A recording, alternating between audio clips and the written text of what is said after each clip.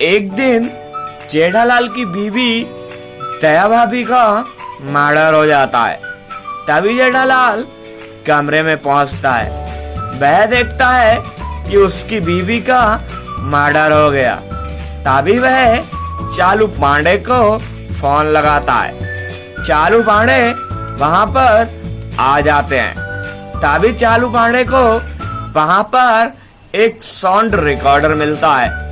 उस sound recorder में बबीता भाभी का कुछ रिकॉर्ड हुआ होता है।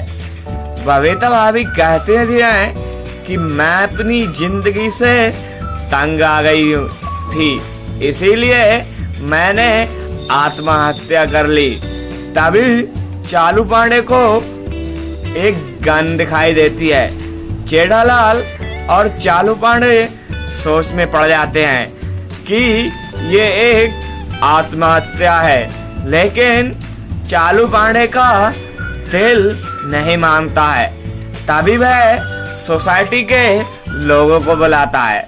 सोसाइटी के 3 लोग आते हैं, बीड़े और पोपटलाल और सौड़ी।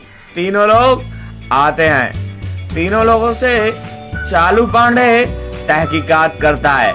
तहकीकात में पहले वह सौड़ी से पूछता है। सौड़ी कहता है कि मैं अपने गैराज गया हुआ था, चाहे तो उसके मालिक से पूछ सकते हैं। तभी वह बीड़े से पूछता है। बीड़े कहता है कि मैं अपने घर पर था, चाहे तो मेरी बीवी से पूछ सकते हैं। तभी चालू पांडे पोपटलाल से पूछता है कि तुम कहाँ थे। तभी पोपटलाल बताता है कि आज सुबह मैं दया भाभी के घर पर चाय पीने आया था, लेकिन दया भाभी ने कहा था कि आज दूध नहीं है, इसीलिए आज तुमको चाय नहीं मिलेगी। तभी मैं घर वापस लौट गया। तभी चालू पांडे को कुछ दिखाई पड़ता है और चालू पांडे समझ जाते हैं कि दया भाभी का किसी ने मर्डर किया। क्या आप लोगों को पता लगा कि दया भाभी का मर्डर किसने किया है? अगर पता लगा है तो कमेंट में उत्तर दीजिए।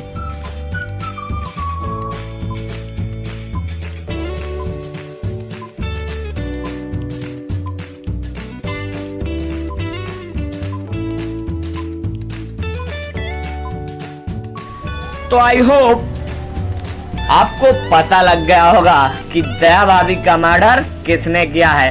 अगर नहीं भी पता लगा है तो हम बताते हैं, दया भाभी का मर्डर पोपटलाल ने किया है, क्योंकि तहकीकात के दौरान पोपटलाल ने बोला था कि आज सुबह मैं दया भाभी के घर पर चाय पीने आया था, लेकिन दया भाभी ने कहा था कि घर पर दूध नहीं है, इसीलिए पोपटलाल झूठ बोल रहा है। अगर ध्यान से देखोगे वीडियो तो जेठालाल के घर में दूध है, इसका मतलब पोपटलाल झूठ बोल रहा है।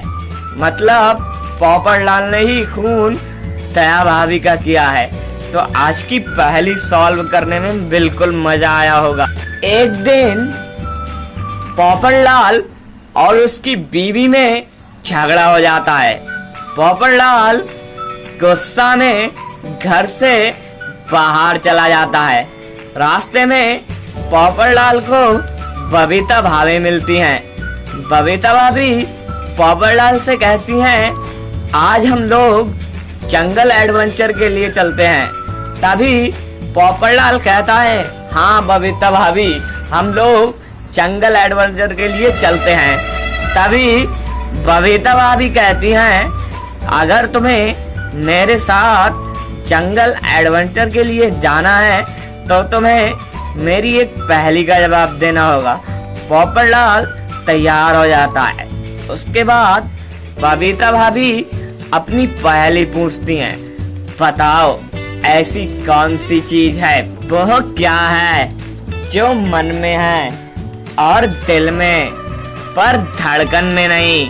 अगर दोस्तों इस पहेली का उत्तर आपको मालूम हो तो हमारे कमेंट बॉक्स में जाकर इसका उत्तर दीजिए।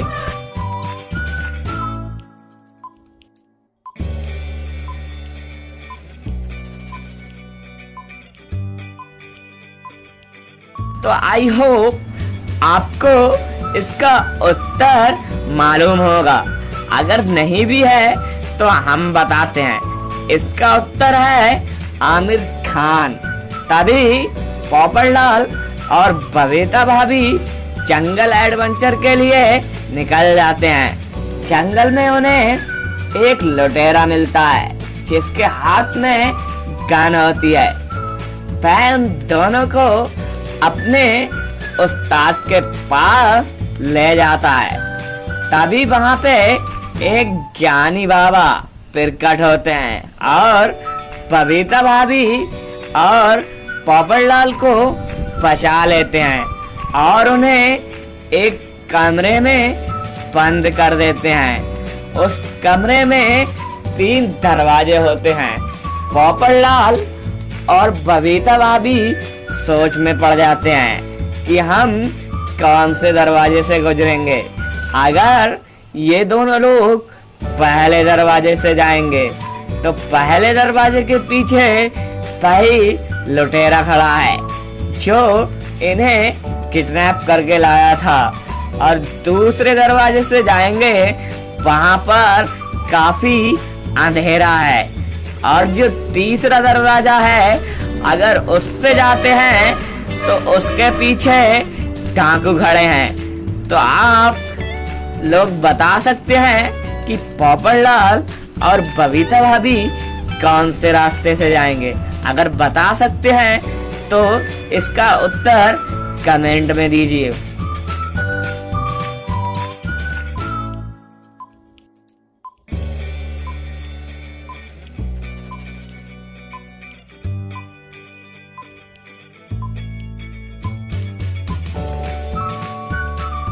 तो आई होप आपको मालूम हो गया होगा कि पोपटलाल और बबीता भाभी कौन से रास्ते से जाएंगे। बीच वाले रास्ते से ये दोनों लोग जाएंगे क्योंकि पहले रास्ते पर लुटेरा खड़ा है, उससे ये लोग नहीं जा सकते, और जो तीसरा रास्ता है उस पर डाकू खड़ा है, मतलब वो इन्हें किडनैप कर लेंगे। और जो बीच वाला रास्ता है वो उसके अंदर अंधेरा है, लेकिन अंधेरे से पोपटलाल और बबीता भाभी को कोई इफेक्ट नहीं पड़ेगा और वो उसी रास्ते से निकल जाते हैं। तो आज की पहेली करने में बहुत ही मजा आया होगा सॉल्व। तो अगर अच्छी लगी है तो हमारे चैनल को सब्सक्राइब भी कर दो यार।